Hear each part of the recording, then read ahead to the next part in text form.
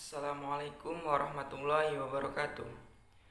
Puji syukur kehadirat Allah Subhanahu wa taala karena kita masih diberi rahmat serta karunia-Nya sehingga pada kesempatan kali ini saya bisa menyelesaikan tugas ujian akhir semester untuk mata kuliah peradilan di Indonesia. Baiklah, di sini saya akan menjelaskan tentang peradilan pajak. Pajak mempunyai peranan yang sangat dominan dalam kehidupan berbangsa dan bernegara, khususnya di dalam pelaksanaan pembangunan. Karena pajak merupakan sumber pendapatan negara untuk membiayai semua pengeluaran termasuk pengeluaran pembangunan. Berdasarkan hal di atas, maka pajak mempunyai beberapa fungsi, yaitu: yang pertama, fungsi anggaran.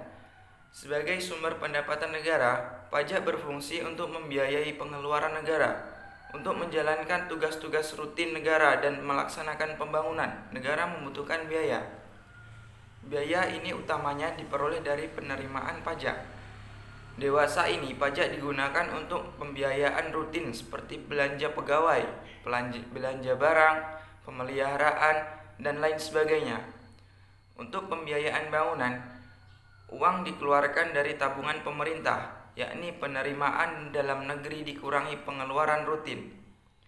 Tabungan pemerintah ini dari tahun ke tahun harus ditingkatkan sesuai kebutuhan pembiayaan pembangunan yang semakin meningkat, dan ini terutama diharapkan dari sektor pajak.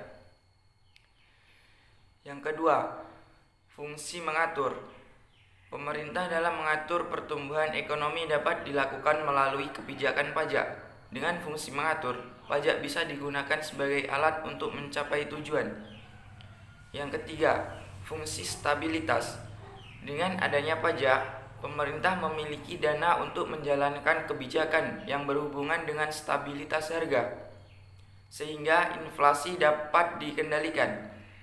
Hal ini bisa dilakukan antara lain dengan jalan mengatur peredaran uang di masyarakat, pemungutan pajak, penggunaan pajak yang efektif dan efisien. Yang keempat, fungsi redistribusi pendapatan. Pajak yang sudah dipungut oleh negara akan digunakan untuk membiayai semua kepentingan umum, termasuk juga membiayai pembangunan, sehingga dapat membuka kesempatan kerja, yang pada akhirnya akan dapat meningkatkan pendapatan masyarakat.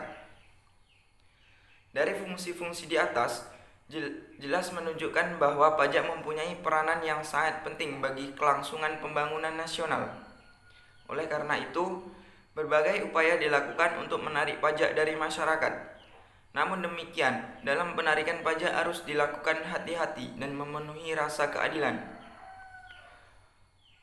Membebankan pajak pada masyarakat yang terlalu tinggi dapat mengakibatkan masyarakat akan enggan membayar pajak. Namun bila terlalu rendah, pembangunan pun tidak akan berjalan karena dana yang kurang. Agar tidak menimbulkan berbagai masalah, maka pemungutan pajak harus memenuhi persyaratan, yaitu: yang pertama, pemungutan pajak harus adil. 2.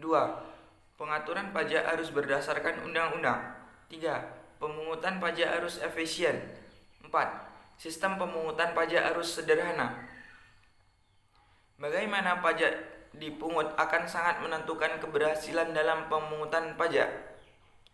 Sistem yang sederhana akan memudahkan wajib pajak dalam menghitung besarnya beban pajak yang harus dibayar, sehingga akan memberikan dampak positif bagi para wajib pajak untuk meningkatkan kesadaran pembayaran pajak.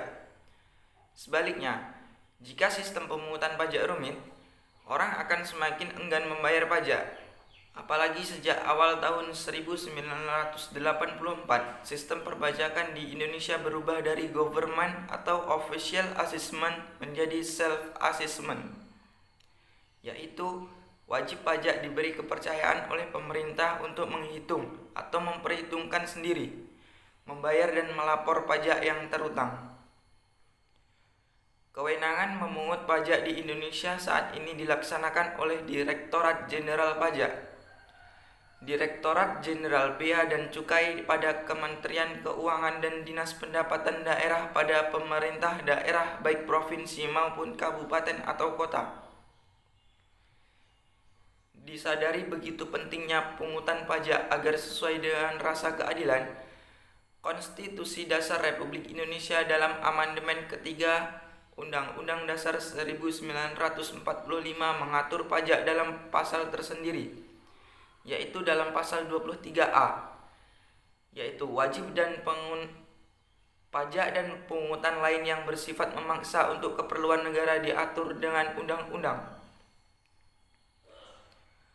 Pelaksanakan pungutan pajak yang tidak sesuai dengan undang-undang dapat menimbulkan ketidakadilan wajib pajak dan berakibat pada timbulnya sengketa dan perkara pajak antara wajib pajak dan pemungut pajak. Pada tingkat pertama, sengketa pajak akan diselesaikan oleh pungut pajak. Dalam hal keputusan pemungut pajak atau base kicking tidak memuaskan wajib pajak, maka wajib pajak dapat mengajukan upaya hukum berupa gugatan atau banding ke pengadilan pajak. Penyelesaian perkara pajak saat ini diatur dalam Undang-Undang Nomor 14 Tahun 2002 tentang Pengadilan Pajak. Sebelumnya, penyelesaian perkara pajak berdasarkan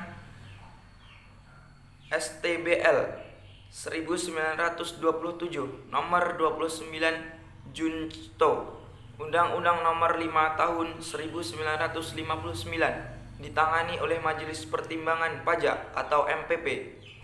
Kemudian berdasarkan Undang-Undang Nomor 17 Tahun 1997 oleh Badan Penyelesaian Sengketa Pajak atau BPSP.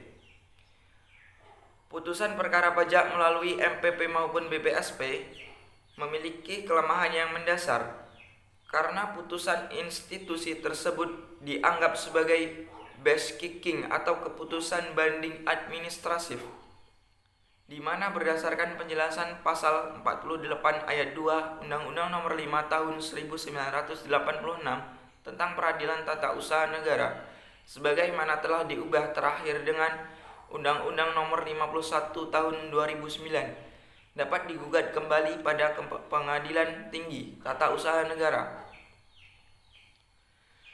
Hal tersebut disebabkan karena kedudukan MPP maupun BPSP bukan merupakan salah satu pelaksanaan kekuasaan kehakiman di Indonesia. Oleh karena itu, salah satu alasan utama pembentukan pengadilan pajak adalah untuk memberikan kepastian hukum bagi wajib pajak dalam perkara pajak. Baiklah, itulah yang dapat saya sampaikan. Jika terdapat kesalahan maupun kesilapan, saya mohon maaf yang sebesar-besarnya. Saya akhiri. Wassalamualaikum warahmatullahi wabarakatuh.